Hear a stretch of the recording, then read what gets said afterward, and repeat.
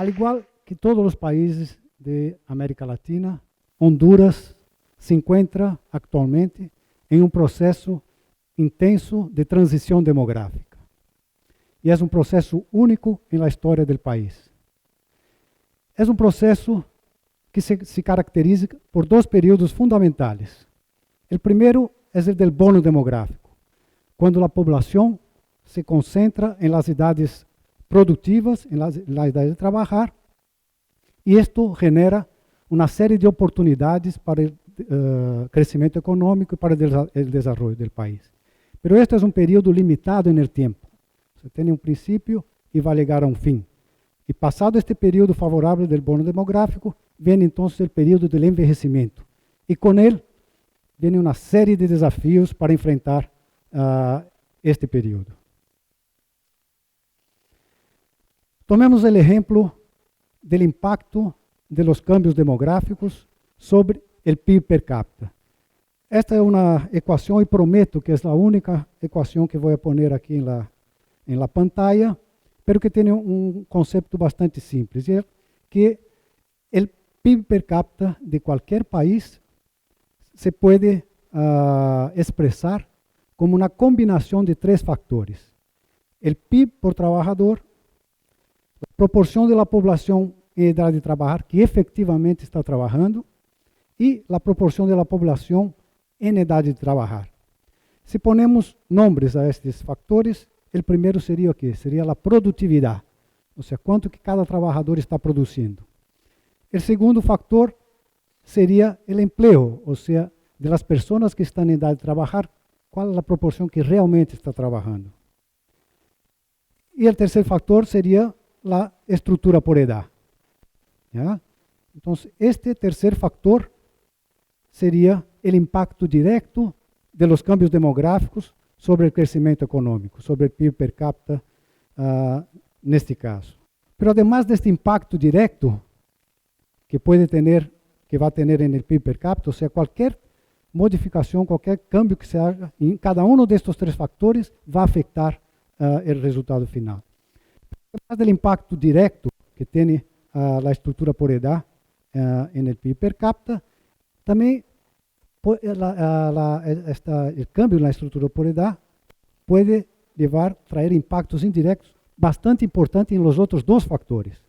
Por ejemplo, puede afectar el empleo en el sentido de que una disminución del número de hijos libera a la mujer, o sea, genera más tiempo libre para la mujer, lo que facilita, a su vez, su participación, su inserción en el mercado laboral. Y aumenta entonces la proporción de personas en edad de trabajar que están efectivamente trabajando. Potencialmente estoy hablando siempre.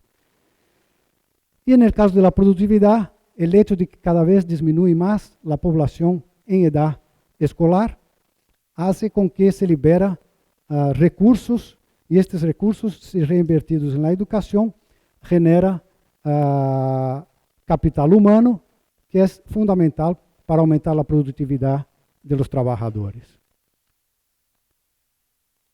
Veamos el caso de Honduras. ¿Cuál fue la contribución de cada uno de estos tres factores para el crecimiento del PIB per cápita que se observó? Estos son todos datos reales entre el periodo de 2000 y 2014, más o menos en los últimos 15 años. Entonces la barrita azul ahí muestra que en este periodo de 15 años, por efecto de la productividad, si no hubiera ningún cambio en la estructura etaria de la población, el crecimiento del PIB per cápita en Honduras habría sido solamente de 0.4%. ¿Ya? Pero hubo cambios demográficos y aumentó el crecimiento del PIB per cápita de 0.4 a 1.4% por efecto del cambio demográfico. O sea, 70% del crecimiento económico efectivamente observado en los últimos 15 años en Honduras se debió exclusivamente a porque cambió la estructura etaria de la población, porque la productividad fue muy baja y las condiciones de empleo. Pero vamos a ver la realidad de otros países, para hacer una comparación. Tomamos el caso de Chile. En Chile, una productividad mucho mayor que en el caso de Honduras, pero que se ve que la contribución de la demografía ya es mucho menor en el caso de Chile.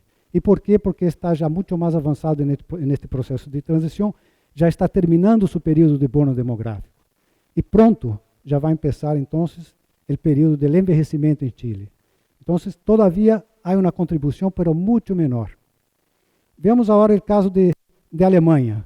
Alemanha, que é um país onde já terminou o bono demográfico há muito tempo, já é história, e já estão enfrentando o período do envelhecimento da população. O que passa aí no caso de Alemanha? Aqui, a demografia já não está jogando mais a favor. Os cambios demográficos agora estão jogando em contra. Ou seja, estão retraindo o crescimento econômico. Então, por exemplo, se não houver nenhum câmbio demográfico na Alemanha, seria maior o efeito, o crescimento econômico. E tomamos como último caso Japão, que é o país, a sociedade mais envelhecida actualmente no planeta. Mira o que passou em Japão nestes últimos 14 anos. Ou seja, o efeito da estrutura etária, do cambio na estrutura etária, diminuiu por la mitad o crescimento econômico de Japão, que hubiera tenido na ausência destes câmbios demográficos. Então, eu creio que esta gráfica ilustra muito bem o que se espera no futuro para o caso de Honduras. Ou seja, qual vai ser o efeito, o impacto de los cambios demográficos para o crescimento econômico. Ou seja, há uma tendência de cada vez mais vai diminuir o efeito positivo da demografia, vai chegar um ponto em que se vai transformar em um fator negativo para o crescimento econômico, e neste momento, então, todo o crescimento econômico do país se vai dever única e exclusivamente ao aumento de produtividade e em emprego. Ou seja, se não há aumento de produtividade, não há melhora de condições de emprego, o crescimento vai ser negativo por conta da estrutura etária da população. Bom, então, qual seria a grande tarefa de Honduras neste momento favorável? Seria tratar de aproveitar o impacto direto que os câmbios demográficos trazem para a economia e incidir no impacto indireto, tratar de potenciar os impactos indiretos que têm em los outros dois fatores, tratar de aumentar a produtividade e o emprego. Bueno, qual seria uma opção? Uma opção excelente seria invertir em la educação. Não? Vimos que a educação é fundamental, é um fator fundamental para, por exemplo, para que a população jovem acceda a empregos de maior produtividade e genera uma maior produtividade para o país como um todo. Ok, a educação é uma excelente opção. Então, pensemos, o que passa em Honduras? Honduras atualmente está gastando ou invertindo pouco em educação? O que se poderia pensar? Que sim ou que não? Bueno, a resposta é que não, que em realidade o gasto em educação secundária com relação ao PIB em Honduras é atualmente igual ao de Japão. Os dois gastam exatamente o mesmo com relação ao seu PIB per capita, 1,5%, não há diferença. Mas veamos o que passa em termos de os resultados desta inversão, deste gasto, em termos de la cobertura de la educação, a cobertura neta, e de la qualidade da educação, ou seja, quanto se gasta por cada estudante. A cobertura neta representa a proporção de niños em idade de educação secundária que efetivamente estão matriculados em la educação secundária. A ver as diferenças aqui. Mira, a cobertura neta é menos de 50% no caso de Honduras e quase 100% no caso de Japão. 87% maior no caso de Japão. Em termos de la qualidade, o gasto por estudante é 57% maior no caso de Japão. Bueno, então, quais são os motivos que fazem com que com a mesma inversão se chegue a resultados tão diferentes? Bueno, um dos fatores, quizás o principal fator, é justamente o fator demográfico. Este é o que está fazendo a diferença. Se uno mira os números, a população em idade escolar secundária em Japão é mais de 50% menor que no caso de Honduras. Este é o fator que está fazendo por agora esta grande diferença em termos de resultado. Ou seja, o público-alvo é o doble em Honduras comparado com Japão. Bueno, então uno poderia pensar que com os cambios da demografia, com os cambios demográficos, eventualmente ¿no? Va a disminuir esta proporción de la población en edad escolar y eventualmente en algún momento se va a llegar a los números de Japón, ¿ya? Pero la pregunta es ¿cuándo? ¿Cuándo vamos que se va a llegar esperar que la demografía actúe para llegar a los niveles de Japón? Bueno, entonces tomemos como ejemplo aquí dos escenarios teniendo como meta alcanzar los niveles de cobertura y de gasto, de calidad, de gasto por alumno promedio de los países de la OECD, que son, en el caso, 90% de cobertura neta y un gasto de 15,3% del PIB. Manteniendo la misma estructura de Honduras hoy, ¿cuánto para alcanzar estos niveles se habría que gastar a más hoy día para alcanzar estos niveles? Y la respuesta es 2,9. O sea, habría hoy día que doblar prácticamente la inversión, el gasto en educación para que se llegara de una manera mágica automáticamente a estos niveles. Bueno, está claro que es un esfuerzo gigantesco y muy poco viable. Pensemos ahora el escenario 2, es el inverso, totalmente inverso. O sea, esperar que la demografía haga su efecto para alcanzar, llegar a estos niveles.